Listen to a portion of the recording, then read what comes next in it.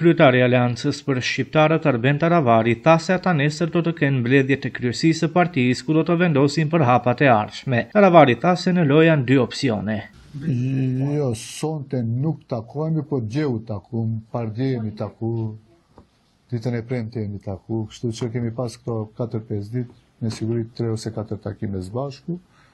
Aleanca për Shqiptarët ditën e martë ka kryesi qendrore nesër. Aty duhet ta sjell vendimin, po për ta sqaruar për opinionin kemi dy opsione.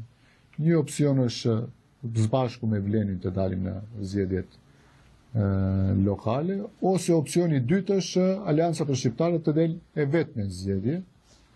Mendojmë se edhe vetë me dal në disa komuna, me ndihmën e disa partive të partnerëve të koalicionit, mund të bëjmë rezultat mirë dhe të shkojmë në rundën dytë, po edhe të fitojmë. Po ja që unë dua ta ndëgjoj kryesin qendrore dhe kryetarët e degëve dhe në bazë të asaj të vendosim definitivisht si do të shkojmë në zgjedhjet lokale.